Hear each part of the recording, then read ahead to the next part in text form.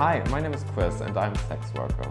And I'm Josh, and I'm interested in knowing more about sex work. This video is part of a series produced by Smart Berlin, a professionalization and empowerment project, as well as information and counseling center for sex workers in Berlin who are men and/or trans. You can find more details about Smart Berlin at the end of this video. If you're already working as a sex worker, or if you're interested in sex work, you need to know some things about the law in Germany. In this video, we're going to talk about different aspects of the law that are related to sex work, primarily the Prostitute Act and Protection Act. Our goal today is to offer reliable information regarding the law that regulates sex work in Germany. We are not going to evaluate these laws here, although we know that there's critique from sex workers of these laws. The law mainly uses the term prostitutes. We use the terms sex worker and sex work because these terms emphasize that sex work is work and not something to be ashamed of. In the next few minutes, we will offer you a short overview of this complex topic. So let's get started. In 2002, the Prostitution Act was launched. It includes 3 small paragraphs that legalize sex work in Germany. Before this act, sex work had not been legal in Germany. So the major change as of 2002 is that sex work is now a legally recognized profession. This includes 3 crucial changes for you as a sex worker.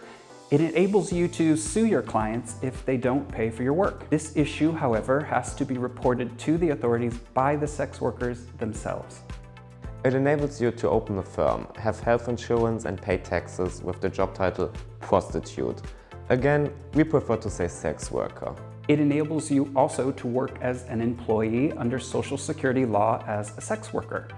The employer, brothel operator, may only determine when and where to work, but not how, with whom, or how much.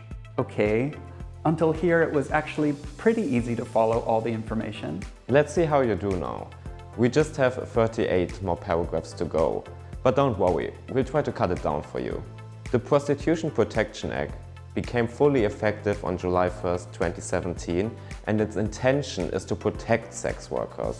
The Prostitution Act defines prostitution as a sexual act performed for payment with at least one person or in front of at least one other person. It can also mean allowing a sexual act to be performed with you or in front of you for payment. The key definition is receiving payment for sexual services. Usually this refers to money, however, it doesn't have to be a commercial exchange. Payment could also be travel expenses, accommodation, and so on. The entire range of sexual services is included in this definition. That could mean classical sex work services provided by trans people, non-binary people, women and men. It also includes practices like BDSM, Tantra and sexual assistance. All of these practices have to be registered according to the law under the Prostitution Protection Act. Registration. What does that mean? And how does it work? Before starting to work as a sex worker, you need to register to work legally. To register, it is mandatory to have a health certificate and a registration consultation certificate. Before starting? You mean the law doesn't allow me to try it out to see if sex work is really my thing? Yeah, that's right. But what you can still do is to get in touch with Smart Berlin and ask for startup advice. This information can support you in making a decision. I see. And how does it actually work with a health and registration consultation? The 16 federal states in Germany decide how they want to implement the law locally and which will be the responsible authority. In Berlin, the offices for health and registration are both in the same place, Schöneberg City Hall. The main goals of a health consultation are to advise on contraception and pregnancy, how to prevent disease, and the risks of alcohol and drug abuse. The Prostitution Act does not require a medical examination. During registration, the registration authorities are obligated to offer you advice about the law, health insurance, social security, tax obligations, as well on how to help in case of an emergency. They will also refer you to other outreach centers. This information should be given in a language you understand. If necessary, an interpreter can be present. However, the consultation should take place in a confidential setting. If you're in need of protection from someone or in an abusive situation, the authorities can help with that as well. For each consultation, you will receive a certificate that includes your personal data such as photo, first and last name, date of birth, nationality, and the health and registration office where you received counseling and the approval of your registration. If there are any changes to your situation, like having a new address, getting married, or changing your name, you have to let the authorities know within 14 days. After your registration certificate has expired, your data has to be deleted by the registration authority within 3 months. You can also register with an alias and receive an alias certificate. If you live in more than one city, you should register the city where you work most of the time. Important. You can ask to have all 16 federal states listed in your registration ID.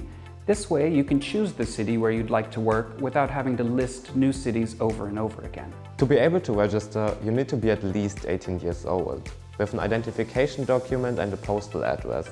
Immigrants who are not members of the EU must also provide a work permit. People who are between 18 and 21 years old are required to have health counseling every 6 months and to renew their registration every year. People who are 21 years old and older will need to have health counseling every year and renew their registration every 2nd year. Some registration offices ask for a fee for the certificate, some don't. So you need to inform yourself about the place where you plan to get registered. In Berlin, it's free of charge. However, once you're registered, the law requires you to always have your health and registration certificates with you while working, and you are required to present them if asked to do so by the authorities. Clients, however, don't have the right or obligation to check your registration. Only authorities or a brothel manager are allowed by law to do that. In case you're checked for registration by the authorities and you are not carrying the certificate with you or you are not registered, you may receive a verbal warning followed by a fine of up to 1,000 euros depending on the case and your personal situation. The registration office will forward your information to the tax office, and they will also be notified about your registration as a sex worker. You need to apply for a tax ID. Using your tax ID, you are required to submit your income tax, VAT, and trade tax to your tax office every year. Some things are so good to know. As a sex worker, you are obligated to wear condoms during sexual intercourse, vaginal, anal, and oral. You are required by law to always use a condom during sex work. However, if you do not use a condom, only the client can be punished with a fine of up to 50,000 euros. It is also not allowed to advertise for sexual intercourse without a condom. For sex workers who are men and/or trans, there are few workplaces in Germany. Most work alone from a flat they have especially for work. Note that you are only allowed to work alone from your flat. If you want to work with another colleague in the same flat, you need to apply for a prostitution business permit. You need to be aware of the restricted area regulation as well. In Berlin, you are allowed to work in every district, but in most other cities in Germany, there are restricted areas in which sex work is not allowed. Now, after offering this overview, we would like to invite you to talk with us about this topic. If you want to know more, or if you still have any questions, don't hesitate to get in touch with Smart Berlin for more information. Also, let us know what you think, or if you have any questions or requests related to this topic. Thanks for watching, and don't forget to watch our other videos in the series. See you soon. Bye!